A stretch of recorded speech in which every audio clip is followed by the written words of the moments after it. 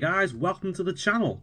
So if you're anything like me, you want to get into touring car racing at club level, but don't want to spend thousands of pounds on kit, because honestly the newer chassis are super expensive, the new electrics are super expensive, everything to do with the touring car class is just expensive. But thankfully there are several ways to go about it considerably cheaper. Now, there are three main ways to go about this, and they're all of different levels. So this one here is an FTX Banzai, and this is my son's car that I've just prepared him for race class. And it's got a brushed core RC 2110 motor. It's got the stock Banzai electronics, and I've got him some race tyres to go on, although at the moment, as I'm sure you can see, it's got these old rally blocks put on. I've also fitted him a new body shell because the Banzai body shell was a bit battered and it looks a bit naff. And that is pretty much ready as a first time touring car club racer, and it's really cheap to do this. Then you've got the Tamiya range. So this is a TTO1E chassis, and this was my Tamiya race truck, and well, still is my race truck, it's just got no electrics in it at the moment. And it's basically the same as a standard TTO1E chassis, which again is very similar to a TTO2 chassis. And again, these are very well priced and you can run them straight out the box, but these need a lot of upgrades to even just get around the track, never mind be competitive. And then for your third option, you've got an old vintage chassis. This one here is a Schumacher Mission, which I've just rebuilt. Unfortunately, I've just found out that the rear belt is stripped and that needs replacing. And also realised I've got no double-sided tape, so I can't tape the electrics in. Anyway, let's get the body shells off these two and have a closer look underneath. So the first one we're going to look at is this FTX Banzai chassis. This is my son's. He bought this last year as a stock FTX Banzai with drift tyres and the stock motor. And I did a review on this last year and I said, as a drift car, it's pretty terrible. But it's actually a pretty good base. And I know you can run a brushless system through it because they do a brushless Carnage and a brushless Vantage and it's the same chassis. And I know you can get loads of spare parts for them, and in fact I have loads of spare parts for them. So this is actually a really good option. So you get aluminium prop shaft, you get aluminium motor mounts, you get aluminium threaded shocks which you can adjust, you get adjustable turnbuckles for your camber and your towing. This is actually a really good prospect. I will go over all the prices soon, but this is probably the cheapest and easiest way into touring car racing. Right, then we got this, the TTO1 Type E chassis. Now the Tamiya stuff is really appealing because the prices are keen, the body shells are great, and they come with a motor and an ESC.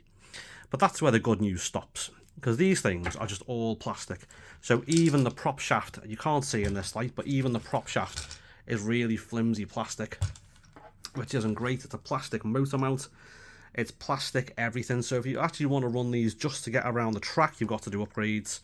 You know, it's going to need ball bearings as a minimum, it's going to need the speed gearing, it's going to need aluminium prop shaft, it's going to need at least those upgrades just to get it around the track, and really it needs oil filled shock absorbers as well, which aren't cheap. So all of a sudden your £130, £140 purchase is £200 straight off the bat without even getting any radio gear or batteries or anything. So these seem really tempting, but it's not something I'd go for again. And finally, we've gone for a vintage chassis. Now, like I say, this is my Schumacher Mission. I've just rebuilt it. Unfortunately, it needs a rear belt, and I haven't got any double-sided tape.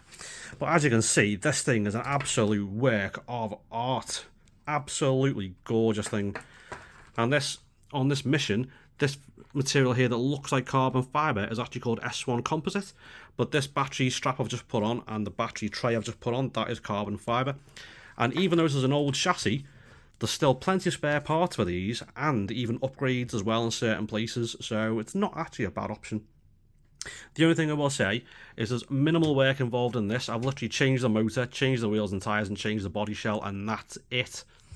The Tamiya would require lots of upgrading, which would also require lots of getting your screwdrivers out and lots of getting your wrenches out. And this one here, as I've spent about 5 hours on this so far, and it's still not finished. And then once I've done building it, I'm going to have to adjust this as well to the track, much like the FTX as well. And the Tamiya, by the way, is completely unadjustable, which again is bad news. Anyway, let's see this thing fire up. I'll make sure it works.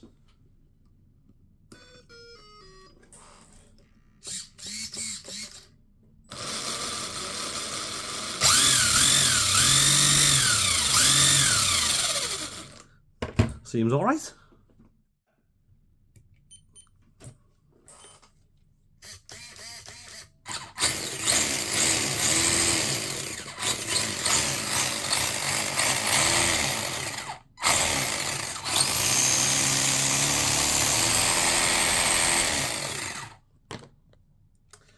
Well, yeah, if you're not quite sure what that noise is, I'll try and show you with some lighting.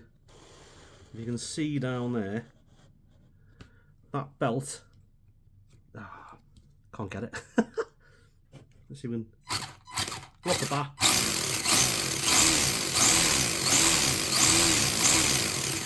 That is not meant to do that.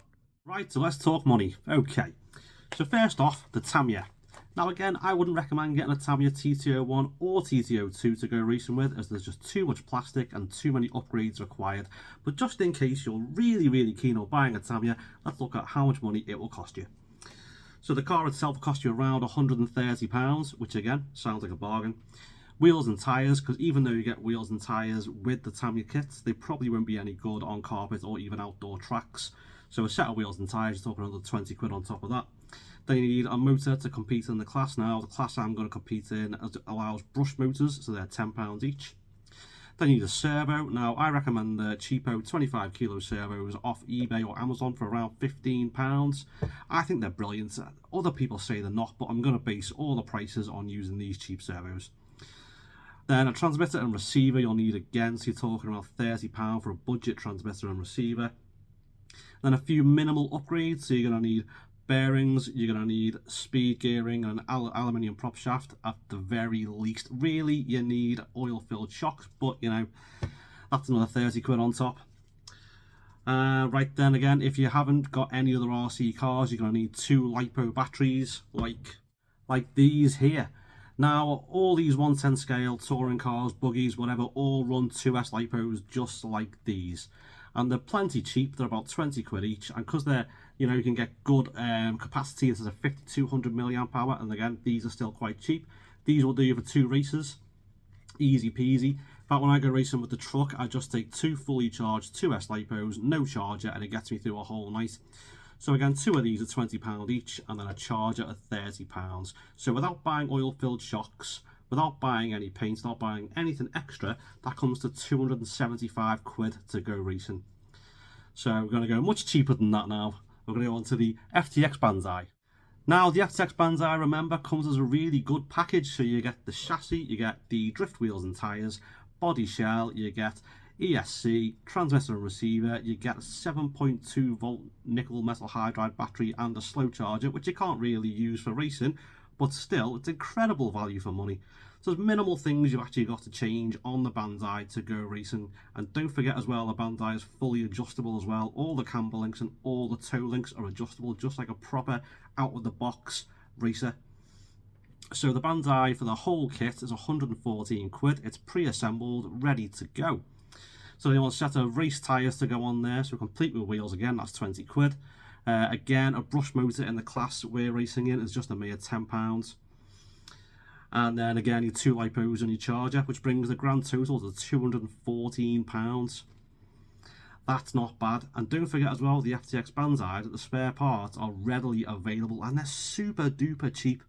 So now we're on to a vintage touring car chassis. Now again, this is the most work required, and it depends what kind of state you buy in. Obviously mine are bought in for 53 quid, but I spent 60-70 on it, on just the chassis alone. You can get decent second-hand chassis for 100-150 quid, and honestly, that's what I'd recommend doing, because it can be really tricky, and sometimes getting hold of spare parts on all the chassis can be quite tricky as well. So anyway, let's I could chat too much. So let's have a look roughly at what kind of money we're talking. So basing this on paying £100 for a decent vintage touring car chassis, your brush motor and brushed ESC, about £30, maybe a touch more. Transmitter and receiver, you're talking 30 quid for an entry-level model. Wheels and tyres, 20 quid. A servo, 15 quid. And then again, 2 lipos and a charger. Grand total of £265. And again, there's so much adjustability with the proper vintage touring car chassis, such as the Schumacher Mission, like I've got. You can get a bit newer than that. You can get the Schumacher MI2, MI3, 4, And then you can get the team associated TC3, TC4, TC6. You can get a Yokomo MR4TC. You can get an early X-Ray. There's an absolute plethora of these chassis, but before you buy one, just make sure you can get spare parts for them. Now, I'm not taking any of these cars out today to test them, but in a couple of weeks, well, probably about a month's time, we'll be taking both the Banzai and the Mission to go racing at Wirral Model Car Club, which is where I race.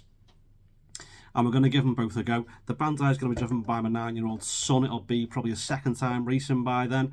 And the Mission, I don't think I will have had a chance to get on the track by then, so it won't be set up at all. But it'll be good to see how competitive. I mean, I'm not expecting miracles out of either of these two. They're both cheap. You know, they've both got brush motors. They're not going to be quick. They're not going to be competitive. But it'll be interesting to see how well they both handle, how quick they are with a brush motor. We've got a few different pinions to try on both of these. So it'll definitely be interesting to see how they fare up against newer and quicker machinery and, of course, much more expensive machinery. Anyway, guys, thanks so much for watching. Hope you enjoyed the video. And if you want to see more RC car content and more car content and some motorbike content and push bike content, then make sure you hit that subscribe button, please, guys. Cheers.